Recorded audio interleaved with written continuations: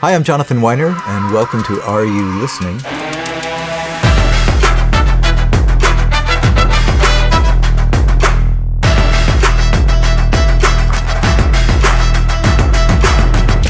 Before I dive in, go to the iZotope.com website, click on the Learn tab, and learn things. You'll find videos, blogs, Pro Audio Essentials, which is our ear training tool that's online, and many other opportunities to learn about doing your music production better. And please subscribe to this video series so you'll be notified when the next episode is released. Today I want to talk to you a little bit about the role of audio repair and restoration in mastering.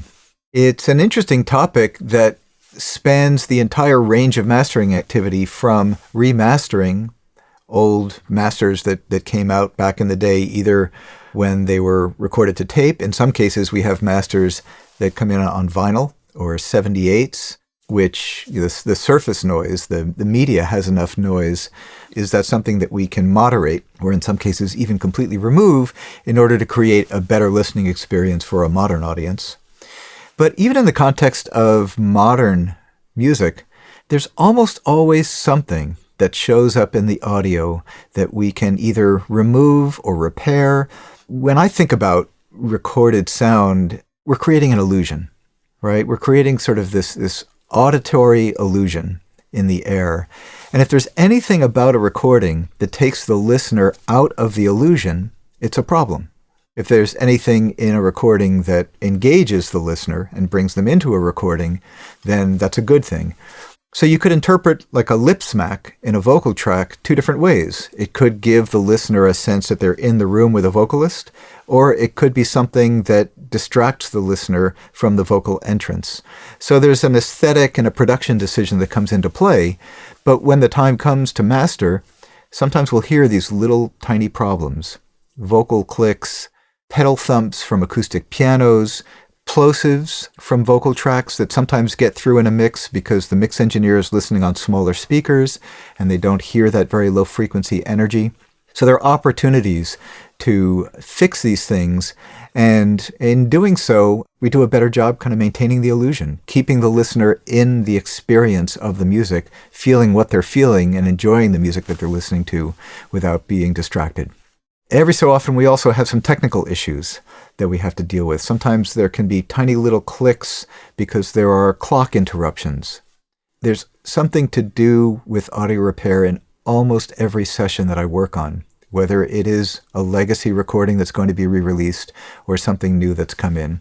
So those are just some examples of the kinds of things that we find ourselves needing to do, just because there's a lot of detail in there and you don't always catch every last little thing during mixing.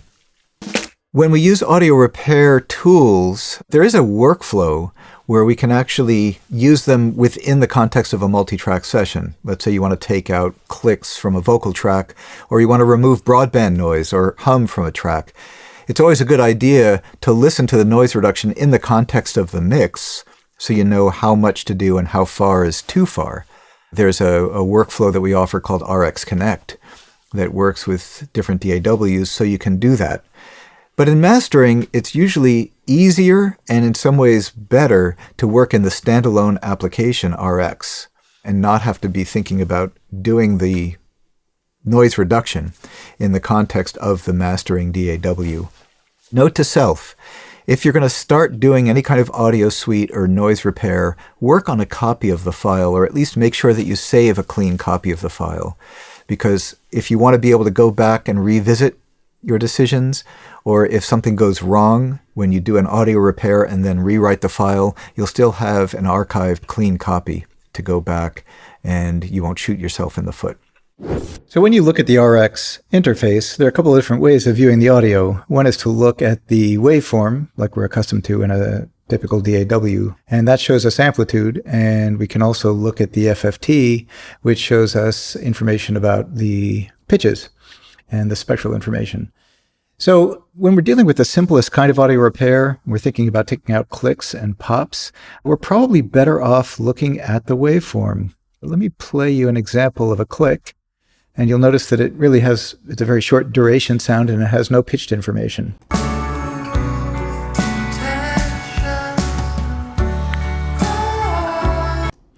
So if I were to highlight it here to make it completely obvious. It's right in this area here, so one more time.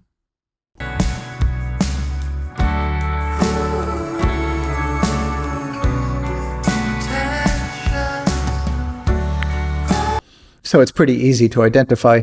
This is the kind of click that could come from anything. It could come from somebody hitting a guitar pickup. It could come from a clocking error. It could come from a pencil being dropped on the floor. It could come from a mouse click. When I zoom way in, it's really easy to see the discontinuity in the waveform and in the signal. You can actually kind of intuitively understand that this irregular waveform represents noise. It doesn't have that typical periodic signature that indicates pitch. It's more stochastic or noisy. There are several different ways of getting rid of clicks, but probably the simplest, and if you can get away with it, the highest fidelity, is to use a tool that is designed to perform what's called a very simple interpolation. So if I pull down to the Interpolate module here, just using the standard setting and hit render, you'll see that it has replaced the noisy signal with something that looks more like a waveform that fits in the context of the audio that's already there. Now I've selected a very, very short period of time to get rid of this click.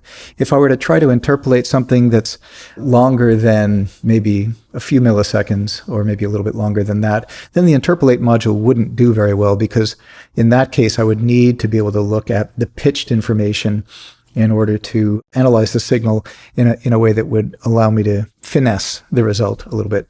So let me just play this for you, and I think you'll understand why this is a very simple, easy, effective tool. So there's the click gone. And if I go back to the initial state. Okay, so click is gone.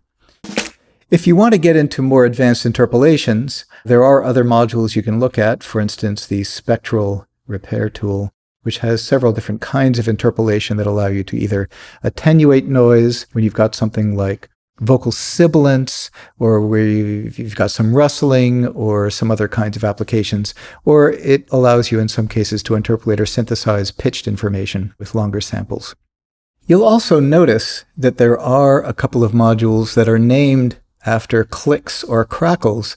These are really designed to help you remove more than a single click, but rather if you have a series of clicks. If you take a look actually at the presets, you'll see some particular kinds of problems called out that they're well designed to deal with, like crackle, which is a bunch of low amplitude clicks close together going by very quickly, or in the case of the de-clicker, you'll see applications like dealing with cell phone buzz that might be induced via RF, or something like, as I scroll down, the clicks you'll find in a vinyl record.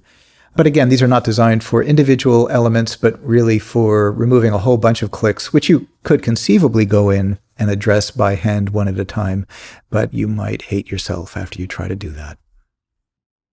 So here's another example of a similar click. And I'll try to address this a couple of different ways. Basically, what the interpolation is doing is it's looking at the pattern of the audio before and after the area that I'm highlighting, and it is using that information to resynthesize audio that might have been.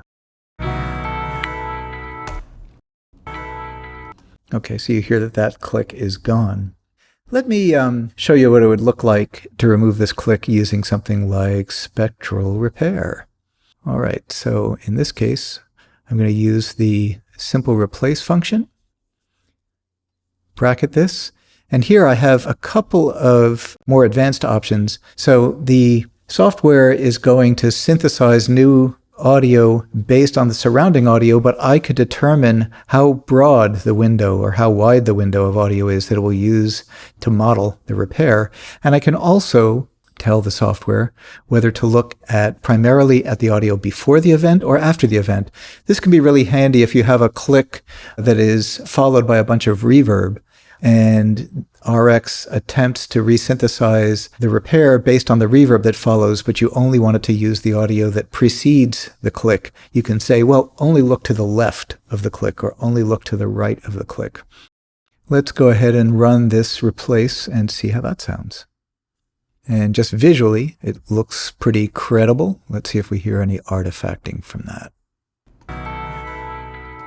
And that also seems to have worked quite well. So as I said, I'll usually only pull out the spectral repair when I have something that's a longer event or that's pitched in some way, shape, or form. Which brings me to another use case, and that is taking out guitar squeaks. So guitar squeaks, like pedal thumps and other things, are just part of the natural performance that happens when somebody plays a guitar. Some people are better than others at keeping them out of the performance, but sometimes squeaks happen. There are a couple of different ways of approaching this. So you'll see that I have changed the display from amplitude only to the frequency display or the spectral display. And if I wanted to use spectral repair and manually select these various components that make up the squeak, and you can see them right here in the guitar, you can do so, in fact, and I can play just the selected area. Let me repeat it over and over again. The problem with this is I'm not only addressing the squeak, but I'm also getting some of the pitched information that surrounds the squeak. So I'm going to try to just isolate the squeak area. I'll pull up the Spectral Repair tool. I'm going to choose the attenuate mode, where the software is going to look for something that looks like noise as opposed to pitched information and seek to reduce the level. Let's just see what happens. All right, so it looks like it's gotten rid of it. There's still a little shadow of it you can see there, but let's see if we can hear any of that. That's pretty good. But there's an even better solution. Rather than relying on a manual interpolation, there's a module that's called Guitar Denoise. So now in this case, it's been trained to look specifically for the signature of a strong frequency peak or resonance. And in this case, it has done an equally good job taking out the squeak. So there's a couple of different ways of addressing that. So you can take these examples and kind of extrapolate from them and think about how to use either an interpolation tool, an attenuate mode, a replace mode, and apply it to all kinds of different sounds. Guitar pedals, plosives. Some of the modules that you see in RX call out specific use cases that use interpolations that are adapted or designed for those specific kinds of problems. So a plosive, because it's dealing with low frequency information, will have a longer repair event or a longer repair window as opposed to a simple click or an interpolation or a guitar squeak, which might be typically trained to look for something that's higher in pitch. Another application for audio repair tools that may not be obvious comes into play when we're dealing with fades at the ends of songs. My recommendation to mixing engineers is to keep the beginnings and endings of their tracks open and wait until mastering to cut them. Don't try to cut right up to the very beginning of the song. We can do that easily in mastering. And don't cut the very end. Let's wait and do the fade when we start looking at the transitions going from one track to another. We can make adjustments there that will suit the track musically. I can't tell you how many times I receive a track where a mix engineer thinks that they're saving the artist some money by saving me time, and they cut something at the very beginning and the very end, and it creates an opportunity for audio repair. Sometimes when we get to the fade at the end of a track, we want to leave the track wide open so we hear all the last sort of bits of the song fading away. But that's also a moment when you'll start to hear hiss and high-frequency noise or any kind of distracting noise show up. We can use audio repair technology to take out those distracting noises, whether it's chasing some of the noise just as the song's going away so we can leave it open for longer, or sometimes taking out little rustling noises that don't get caught where there's a vocal mic open or something. The pianist kind of shifts on the bench, and we can take that out so the fade can be open and sound more natural. So I hope that gives you some appreciation for how we might bring audio repair into the context of mastering. To learn more about mastering, don't forget to subscribe. There's, people usually point down at the bottom of the frame because there's a subscribe thing. So that's what I'm doing. And you'll get notified about new episodes of Are You Listening? And happy mastering. Thanks for watching.